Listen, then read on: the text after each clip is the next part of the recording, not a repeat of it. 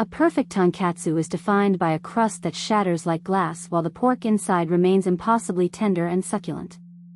Achieving this balance is not a matter of luck, it is a precise exercise in thermodynamics, moisture control, and the careful selection of ingredients. To understand how a simple breaded cutlet became a pillar of Japanese comfort food, we have to look at the science happening beneath the surface. The foundation of the dish begins with the cut of meat. In Japan, you will typically choose between two primary options, the rosu, or loin, and the higher, or fillet. The rosu is prized for its balance of lean muscle and a distinct cap of fat. As the cutlet fries, that fat renders, basting the meat from the inside out and providing a depth of flavor that lean cuts simply cannot match. The higher, by contrast, is the tenderloin, exceptionally lean and delicate. Choosing between them is a matter of preference, but the goal remains the same, to protect the integrity of the protein while the exterior undergoes a radical transformation. That transformation is driven by panko. Unlike standard breadcrumbs, which are often ground into a dense, fine powder, panko is made from crustless, steam-baked bread. These flakes are large, airy, and jagged. When they coat the pork, they create a porous, three-dimensional surface area. Because of this structure, panko does not soak up oil like a sponge.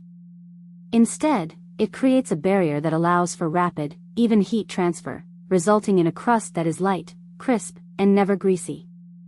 When the breaded cutlet hits the oil, you are witnessing the Maillard reaction in real time. This is a complex chemical dance between amino acids and reducing sugars.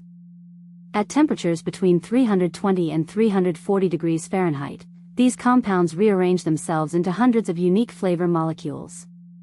This is what gives the tonkatsu its signature golden brown hue and that deep, savory aroma that defines the dish. Temperature control is the most critical variable in this equation. If your oil is too cold, the panko will act like a wick, drawing in oil and resulting in a heavy, soggy mess. If the oil is too hot, the exterior will reach the Maillard reaction stage and begin to burn before the heat has had time to penetrate the center of the pork.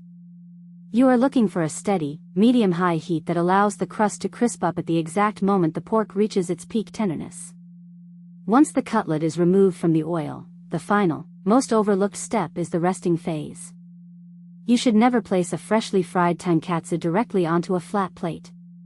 If you do, the steam escaping from the bottom of the cutlet will be trapped against the surface, turning your perfectly crisp crust into mush within seconds. Instead, use a wire rack. This allows air to circulate freely around the entire cutlet, letting the steam dissipate and ensuring that the bottom remains just as crunchy as the top. The history of tonkatsu is a fascinating study in cultural adaptation. While it is now a quintessential Japanese dish, its roots lie in the Western-style cutlets introduced to Japan during the Meiji era. It was a culinary evolution that took a foreign concept and refined it through the lens of Japanese precision. By applying these scientific principles, the selection of the right cut, the use of airy panko, the strict management of oil temperature, and the necessity of the wire rack, you are not just cooking a meal. You are participating in a tradition that values the harmony of texture and flavor above all else. When you finally slice into that golden crust and hear the audible crunch, you are experiencing the result of a process where every detail serves a specific, delicious purpose.